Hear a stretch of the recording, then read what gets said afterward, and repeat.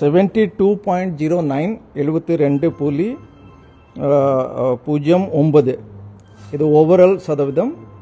Kallakurichi highest 75.67%. அடுத்த தர்மபுரி 75.44%. அதுக்கு அடுத்த சிதம்பரம் 74.87%. Chennai central minimum 67.35%. அடுத்த Chennai south 67.82%. Madurai 68.98%. Chennai north 69.26%. So இது டீட்டெயில்ஸும் நாங்கள் கொடுத்துருக்குறோம், இப்போ ஷேர் பண்ண போகிறோம்.